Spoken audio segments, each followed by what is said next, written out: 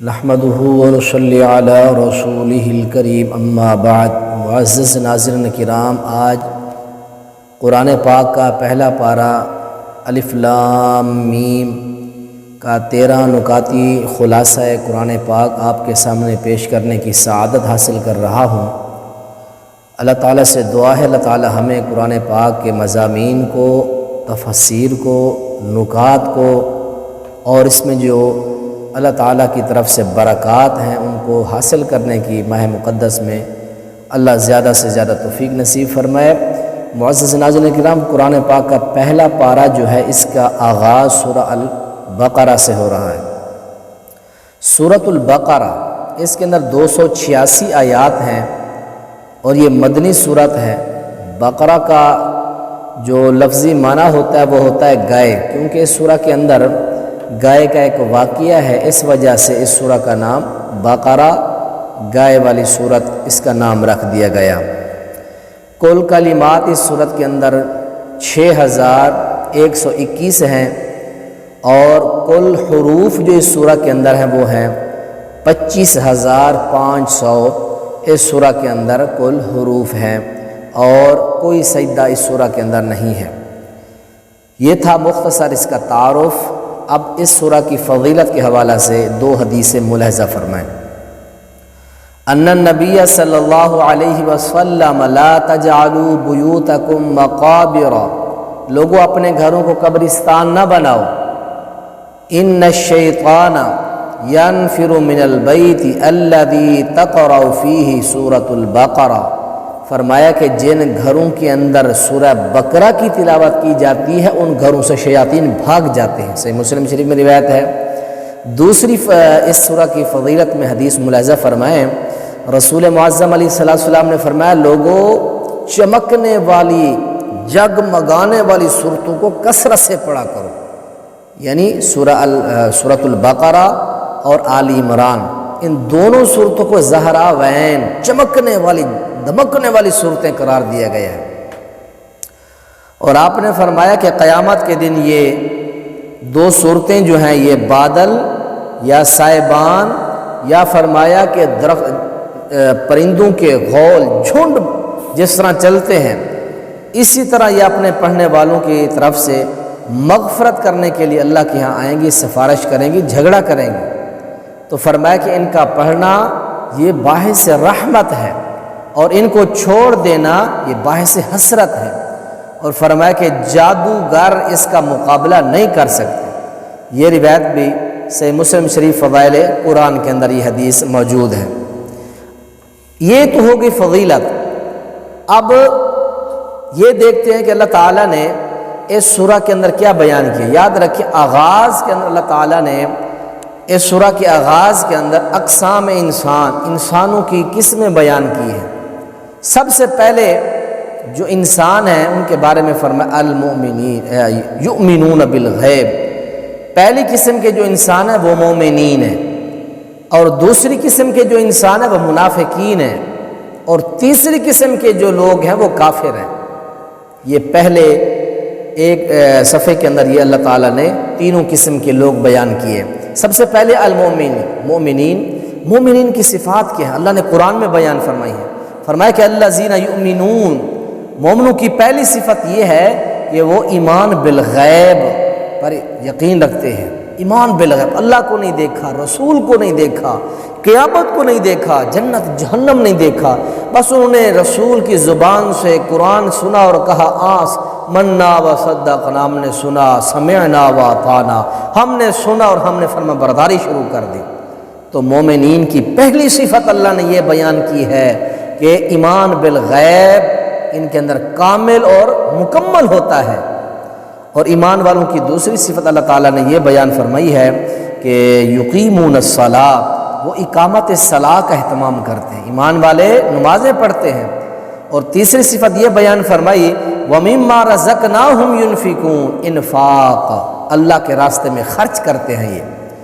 اور چوتھی صفت یہ بیان فرمائی وَالَّذِينَ يُؤْمِنُونَ بِمَا أُنزِلَ إِلَيْكَ وَمَا أُنزِلَ مِن قَبْلِكَ، ایمان والوں کی، مومنین کی چوتھی صفت یہ ہے وہ سابقہ کتابوں پر ایمان لاتے ہیں، تورات پر، انجیل پر، زبور پر ایمان لاتے ہیں وہ، اور ایمان والوں کی پانچویں صفت یہ ہے کہ وہ یقین بالآخرہ، وبالآخرۃ هم یوقنون، وہ آخرت پر یقین رکھتے ہیں۔ یہ صفات اللہ نے مومنین کی بیان فرمائی ہے۔ آئے منافقین کی جو صفات اللہ نے بیان فرمائی ہیں وہ بڑی خوفناک ہیں۔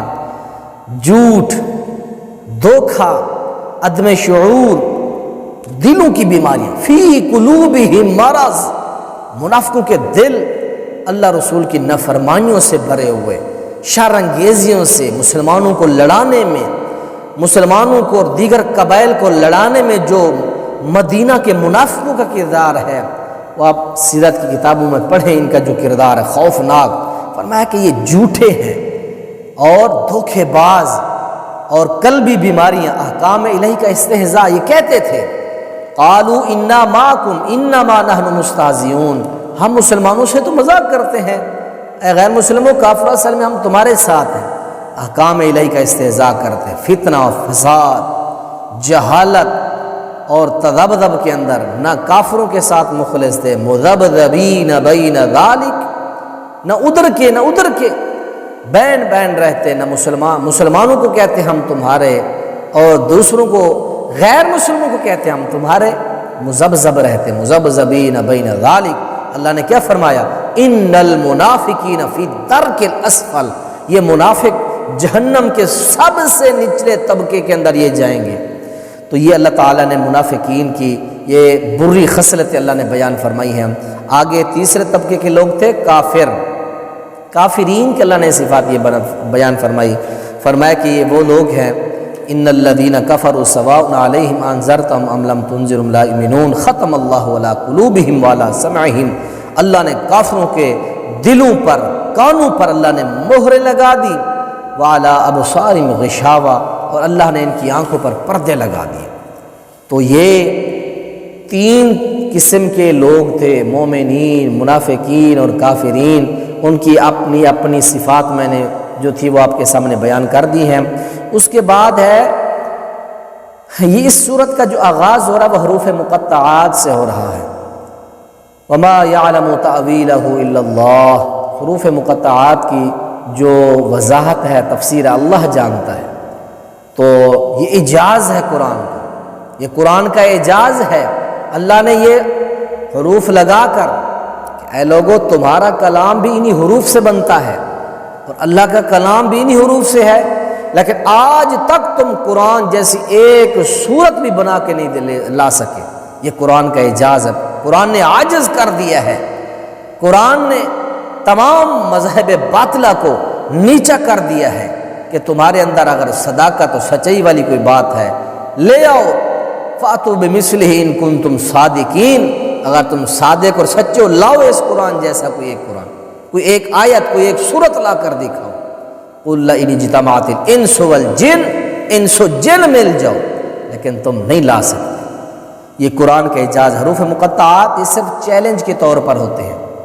مقطعات، یہ مقطعات ان کی جمع ہے، قطع سے مشتق ہے جس کا معنی ہوتا ہے کاٹنا، کیونکہ ہر مقطعات کا ہر لفظ جو ہوتا ہے وہ علیحدہ علیحدہ کاٹ کے پڑھا جاتا ہے۔ کس طرح؟ الف لام میم کاف ہا یا عین صاد، ہر حرف کو الگ الگ کر کے یہ پڑھا جاتا ہے۔ تو یہ قرآن کا بہت بڑا اعجاز ہے، کافروں کا اللہ نے عاجز کر دی، آج تک اس کی مثل نہ۔ اس کے بعد اگلے پاؤ سے یہ احوال بنی اسرائیل شروع ہو رہے ہیں۔ یا بنی اسرائیل اذکروا نعمتی التی انعمت علیکم وانی فضلتکم علی العالمین۔ احوال ان کی کیا؟ وہ حق کو چھپاتے ہیں، اور اس کے ساتھ ساتھ فرمایا نبی مکرم کی نبوت کا انکار کرتے ہیں، انہوں نے بچڑوں کی عبادت کی اور انبیاء کا قتل کیا، عہد شکنی کی، کلام اللہ میں لفظی اور معنوی تبدل تغیر کیے، تحریفیں کی ان ظالموں نے۔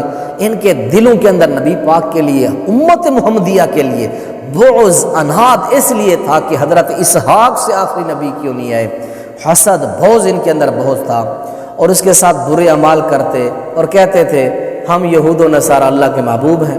وقالت الیہود والنصارى نحن ابناء اللہ، اللہ کے بیٹے ہیں، ہم جہنم میں نہیں جائیں گے، ہم جنت میں جائیں گے۔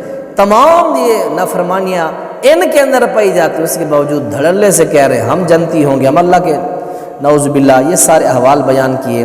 اور اس کے بعد سورہ بقرہ کے اندر ایک بہت بڑا ایک اہم واقعہ ہے، وہ ہے قاتل کو تلاش کرنے کے عجیب طریقہ۔ بنی اسرائیل میں ایک بزرگ قتل ہو گیا، اس کا قاتل نہیں مل رہا تھا، تو بنی اسرائیل کے یہودیوں نے کہا کہ حضرت موسیٰ علیہ السلام سے اللہ سے دعا کرے، اللہ قاتل ہمیں جو ہے پتہ چل جائے۔ تو حضرت موسیٰ کلیم نے دعا کی، اللہ تعالیٰ نے فرمایا کہ ایک گائے ذبح کرو، ذبح شدہ گوشت ایک ٹکڑا اٹھا کے مردے کو لگاؤ، وہ اٹھ کر بیٹھ جائے گا، بتائے گا مجھے کس نے قتل کیا۔ اس طرح کیا گیا، قاتل مل گیا۔ اور اس گائے کو ذبح کرنے کا جو سبب تھا وہ یہ تھا کہ یہودیوں میں ایک گروپ اور ایک گروہ ایسا تھا جو بعث بعد الموت، موت کے بعد دوبارہ جی اٹھنے کے وہ قائل نہیں تھے۔ ایک تو اللہ تعالیٰ نے اس عقیدے کا بھی اس بات کر دیا کہ مرنے کے بعد زندہ ہونا ہے تمہیں۔ اور اس کے بعد بہت ہی اہم اس پارے کے اندر ایک واقعہ بیان کیا گیا، ہاروت و ماروت کا قصہ۔ یہ دو فرشتے تھے، وما کفر سلیمان ولکن الشیاطین کفروا یعلمون الناس السحر۔ یہودی جو تھے وہ کہتے تھے حضرت سلیمان پیغمبر کو اللہ نے جو بڑی عالمگیر سلطنت عطا فرمائی ہے، پرندے ان کے تابع، جن ان کے تابع، ہوائیں ان کے تابع، جنات، یہ بڑی اللہ نے ان کو تخت اللہ نے دیا، وہ ان کو اٹھا کے اس طرح ولی سلیمان الریح غدوها شہر ورواحها شہر، جو بندے ایک ایک مہینے کا سفر کرتے ہیں تو آپ وہ سفر صبح سے لے کر شام کو کر لیتے تھے۔ اللہ نے ایک تخت دیا تھا، وہ تخت آپ کو لے کر اس طرح اڑتا پھرتا، اور اس طرح جنات آپ کے تابع تھے، ہوائیں، پرندے، یہ اللہ نے بڑی آپ کو جو ہے سلطنت عطا فرمائی تھی۔ تو یہودیوں نے کہا یہ سب سلطنت، اس کا دار و مدار اور انحصار جو تھا وہ نعوذ باللہ جادو کے بل بوتے پر تھا۔ یہ ایک پیغمبر کی ذات پر الزام اور بہتان تراشی ظالموں نے لگائی۔ اللہ نے قرآن میں تردید کی، اپنے پیغمبر کی عزت پر، نموز پر آنے والے اس الزام کی رب نے تردید کی ہے کہ وما کفر سلیمان، کفر سلیمان نے نہیں کیا، ولیکن الشیاطین کفروا یعلمون الناس السحر، سحر تو ان شیاطین یہودیوں نے کیا، جادو کا سلسلہ، حتیٰ کہ حضرت سلیمان پیغمبر نے سد باب کیا، جادو سے روکا۔ تو اللہ تعالیٰ نے پھر ان یہودیوں کے دلوں کو چیک کرنے کے لیے بابل شہر، جو اس میں آج کوفہ ہے، کوفہ جہاں آج موجود ہے، یہاں ایک شہر ہوا کرتا تھا بابل، وہاں اللہ نے دو فرشتے بھیجے، ایک کا نام ہاروت تھا، دوسرے کا نام ماروت تھا، پیروں فقیروں کے بھیس میں آئے، اور اللہ تعالیٰ نے جا کے ان کو سبق یہ پڑھایا کہ آپ نے جا کے لوگوں کو بتانا ہے کہ بھائی جادو کفر ہے، تمہاری آزمائش کے لیے سب کچھ ہو رہا ہے۔ تو دیکھنا یہ کیا کرتے ہیں فرشتے، جب ان کے پاس آتے وہ بنی اسرائیل کے لوگ یہودی، تو ہاروت ماروت دونوں فرشتے کہتے ہیں بھائی ہم تمہاری امتحان کے لیے آئے ہیں، آزمائش کے لیے، واضح سن لیں آپ، جادو سیکھنا سکھانا کفر ہے، لیکن اللہ نے ہمیں تمہارے امتحان کے لیے بھیجا ہے۔ لیکن ان بدبختوں نے پھر بھی جادو سیکھا۔ تو اس قصے کی طرف یہ اشارہ تھا۔ تو اللہ تعالیٰ نے پیغمبر سلیمان کی عزت اور عصمت پر جو یہودیوں کی طرف سے الزام اور بہتان تراشی تھی، ان کی نبوت اور ان کے اللہ نے جو ان کو انعامات اور معجزات عطا فرمائے تھے، ان پر جو الزام تراشے تھے ان کی تردید بھی کی گئی۔ الغرض لمبا واقعہ ہے، کیونکہ خلاصہ کے اندر یہ پاسبل یا آسان نہیں ہوتا جو ایک ایک واقعے کو یا ہر آیت کو بڑے تفصیل کے ساتھ اور ایک منظم انداز کے ساتھ ایک اشارے ہوتے ہیں اس خلاصہ کے اندر۔ تو بارکیف میں نے آپ کو تقریباً پورا واقعہ ہی بتا دیا ہے۔ اس کے بعد اہم ترین جو بات ہے وہ حضرت ابراہیم کا قصہ ہے علیہ السلام۔ آپ کے امتحانات ہوئے، وَإِذِ ابْتَلَىٰ إِبْرَاهِيمَ رَبُّهُ بِكَلِمَاتٍ فَأَتَمَّهُنَّ، بڑے امتحانات کی لسٹ ہے، کئی سال تک بے اولاد رہے، اللہ نے اولاد دی، پھر اس کا ذبح کرنے کا اللہ نے کہہ دیا، پھر گھر سے جلا وطنی، اس کے بعد پھر بادشاہ نے آپ کی بیوی پر حملہ کیا، پھر آگ میں آپ کو ڈالا گیا، بڑے ایک امتحانات کی لسٹ ہے۔ الغرض آپ کا قصہ مختصر یہ ہے، اللہ کا گھر آپ نے تعمیر کیا، اس کی صفائی پیغمبر نے کی۔ اللہ کے گھروں کی صفائی کرنا یہ پیغمبروں کا شیوا ہے اور اہل علم کا بھی شیوا ہونا چاہیے۔ تو آپ نے کیا جو ہے بیت اللہ کو اپنے بیٹے کے ساتھ مل کے تعمیر کیا۔ تو مختلف ادوار میں بیت اللہ تعمیر ہوا۔ سب سے پہلے حضرت آدم علیہ السلام نے بیت اللہ کو تعمیر کیا، اور آپ کے بعد آپ کے بڑے بیٹے شیس علیہ السلام نے اس کو تعمیر کیا، اور پھر اس کے بعد حضرت ابراہیم علیہ السلام نے، اور آپ کے بعد 5ویں نمبر پر سب سے پہلے فرشتوں نے، اس کے بعد حضرت آدم نے، حضرت شیس نے، حضرت ابراہیم نے، قوم عمالقہ نے، اور 6 نمبر پر قبیلہ جرہم جس سے حضرت اسماعیل علیہ السلام نے شادی کی تھی، وہ خانہ کعبہ کے پاس آ کے ٹھہرے تھے، اور 7ویں نمبر پر قصی بن کلاب حضرت محمد رسول اللہ کے دادا جد امجد، اور 8ویں نمبر پر قریش نے جب وہ حتیم کی جگہ چھوڑ دی تھی، اور اس کے بعد حضرت عبداللہ بن زبیر رضی اللہ تعالیٰ عنہ نے، اور پھر 10ویں نمبر پر حجاج بن یوسف نے، اور اس کے بعد اس پارے کی آخری جو آیت ہے فَإِنْ آمَنُوا بِمِثْلِهِ، اے لوگو، اے یہودیو، اے عیسائیو، اگر ہدایت پانا چاہتے ہو، ہدایت یافتہ ہونا چاہتے ہو، اسی طرح ایمان لے آؤ جیسے نبی کے اصحاب ایمان لے کے، اسی طرح اپنے جو ہے ایمان لے کر آؤ، پھر تم ہدایت یافتہ ہو جاؤ گے۔ صحابہ کے ایمان کو معیار قرار دیا گیا، صحابہ کے ایمان کو جو ہے اللہ نے یہاں بیان کیا، ان کا ایک مثالی ایمان تھا۔ اللہ تعالیٰ سے دعا ہے یہ چاند ایک جو باتیں ہم نے پڑھی ہیں، اللہ اس کے اوپر مجھے اور آپ تمام بھائیوں کو عمل کی توفیق نصیب فرمائے۔ السلام علیکم ورحمۃ اللہ وبرکاتہ۔